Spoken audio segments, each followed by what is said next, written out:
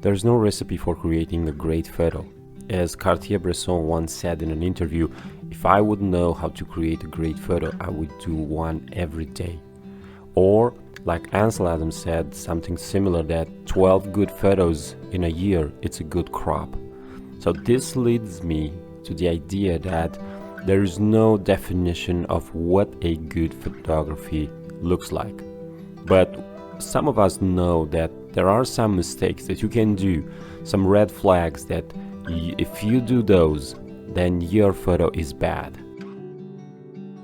Now I will illustrate each of these red flags with positive photos that I did, and this means that if I'm talking about poor foreground, I will show you what good foreground is and talk a little bit about this concept. So in many occasions as a landscape photographer, you would like to have these elements in the foreground like those over here, and sometimes these elements don't look that good, meaning that it's, let's say you have only grass or gravel that don't speak anything, or some elements that are not interesting visually.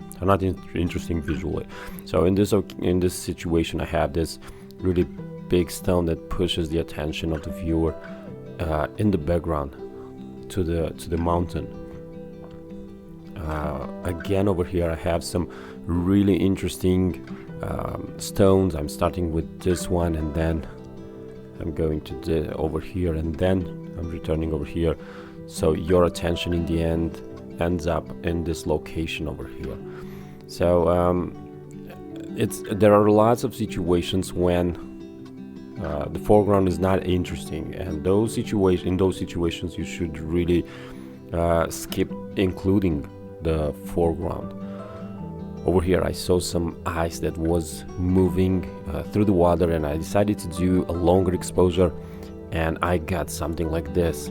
Now if these pieces of ice would have been still, the foreground would have looked interesting, but now with this movement, I think they look a lot more interesting, and they suggest the direction over there because of their movement.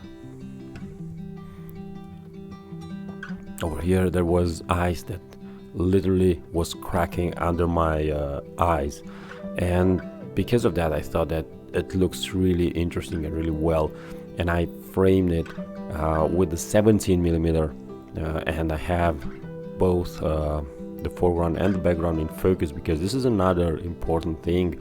And I must also, if you want a bonus red flag, if you have one of these two elements in blur, especially I saw that there are lots of photographers right now that have a big foreground that it's in blur, and in my personal opinion this doesn't look that good, because you have big elements that are blurry, and because of that they draw the attention towards them and not on the subject. And one last photo for this red flag, where I'm having a I think one of the most powerful foregrounds that I found for my photos, where I'm starting like this, and I'm also having a supporting leading line from this direction, and then everything goes in over here, and you end up with your attention to the mountain in the background. So as you can see from these photos, the importance of having a good foreground is crucial. But if you don't have a good foreground from where you're photographing, you should just skip including this. So if you don't have this, then you go with a framing like this. If you don't have this, then again you go with a framing that looks like this. And it's not a bad photo, it's different. If you have a foreground, maybe it looks a lot more interesting, but if you don't, this is not the end of your photo. If you found an interesting subject, as you can see, I'm reframing everything in these photos to let you see how they would look without a powerful foreground. And I don't think that these photos would have looked that bad.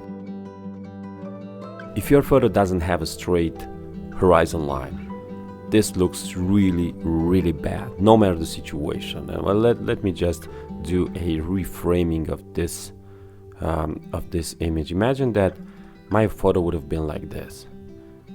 It just looks bad. So it's very simple to have a straight horizon line. Again, if my photo would have looked something like this, what would you think about this photo?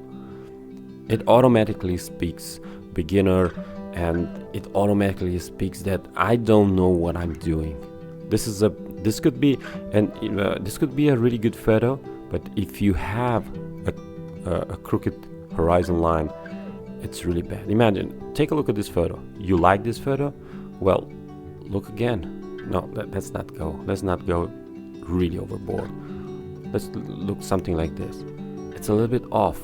If we go a little bit further, yeah, you can end up with something like this, like the entire planet it's tilting to the left. And from a good photo, you end up with a poorly executed photo.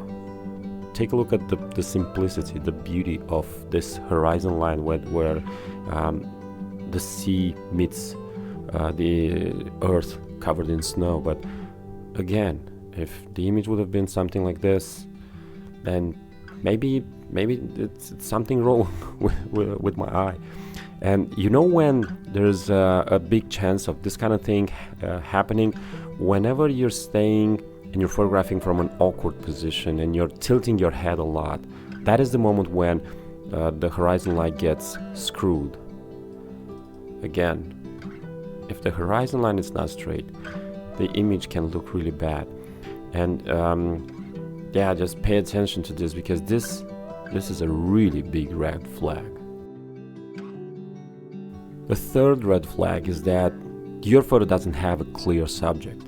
And as you can see in these images that I will show you, I'm having a little bit of foreground, and then I'm having a mountain over here. If you take a look at the entire image, this mountain, it's in the light, and you have a lot of light on it, but on the other elements there is no light.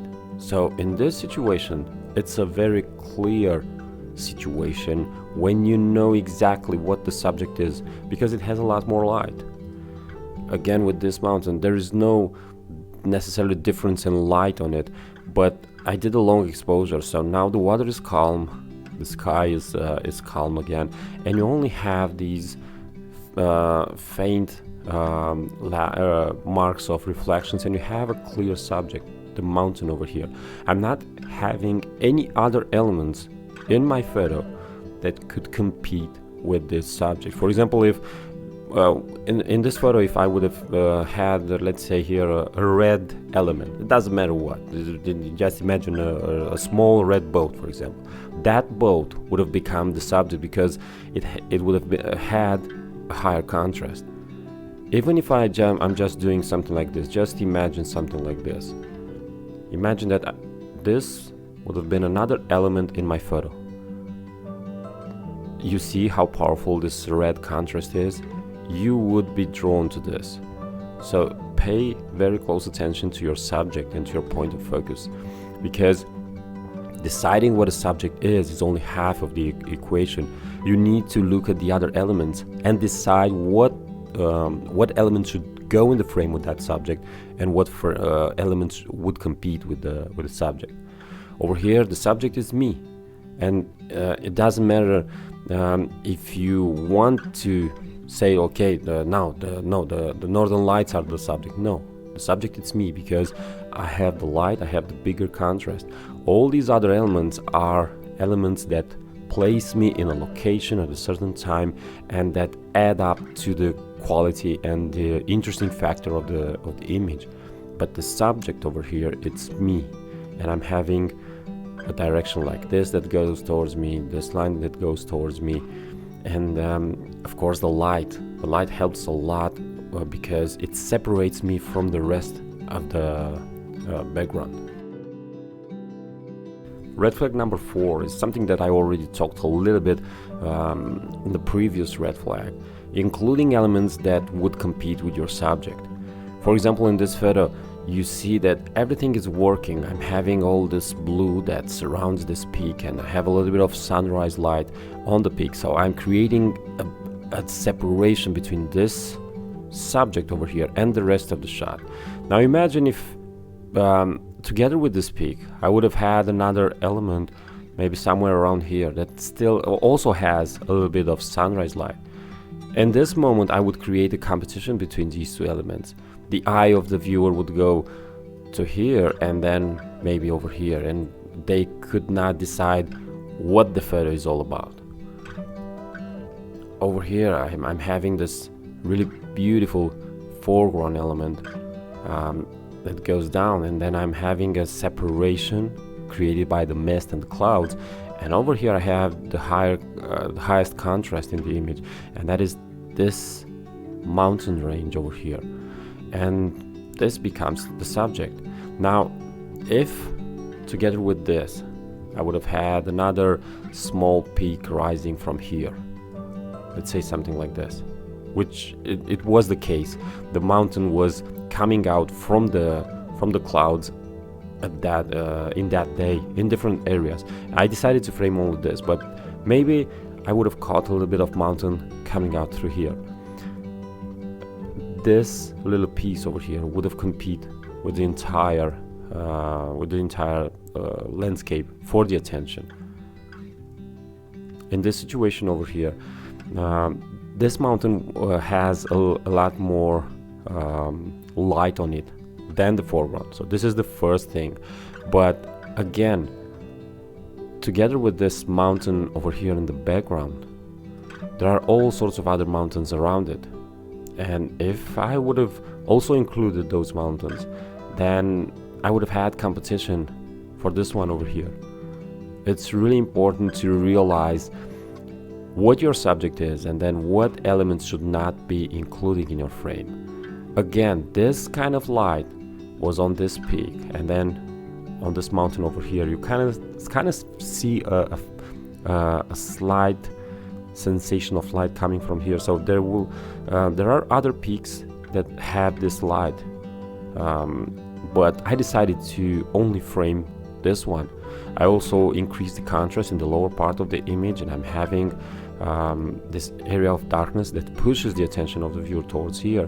And because there is no other element big enough to compete with this, I also have light over here and light over here, but these are really small elements, and this way I create a really powerful image with with only the subject being in light.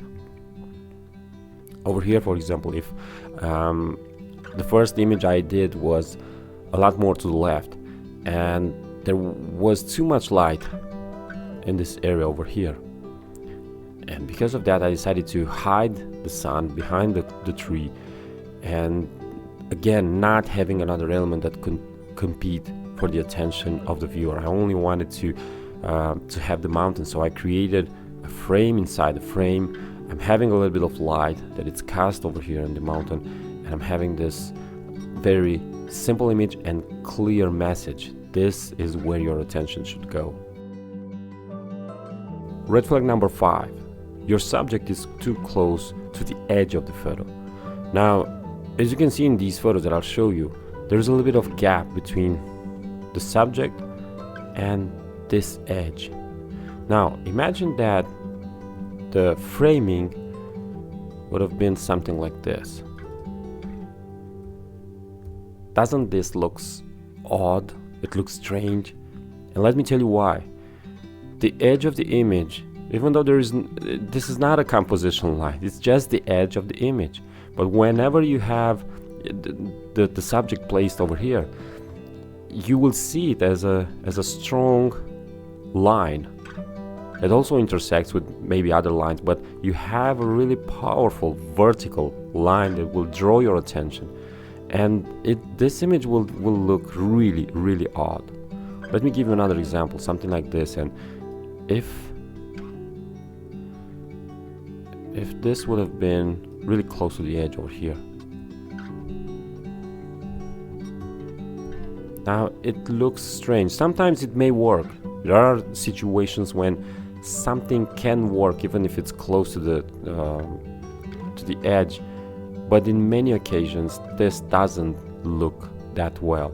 Again, imagine that I would have had this pole right here. It looks strange. It's like I'm cropping too close.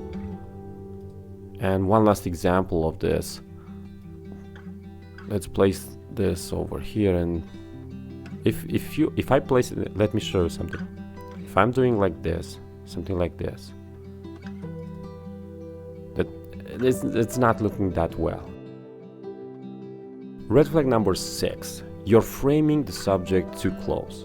Now, landscape photography is not like portrait photography, where if this is the subject, like in this case, then you should go, let's 100%, you should go with a framing like this. Landscape photography, in my personal opinion, is like, it's about choosing a subject and then creating a compelling and interesting composition that supports that subject and also speaks about maybe the location or maybe the place where that subject is. So now I'm having an interesting composition, but if everything would have been like this photo is a lot more simple. It's not necessarily wrong in this situation, because there are situations when it looks bad, but it's not the best that you could do in that place. Over here, let's say I'm going something like this. Now I'm more than 100%. Okay, so I'm still having the composition, okay, the leading line that goes over here.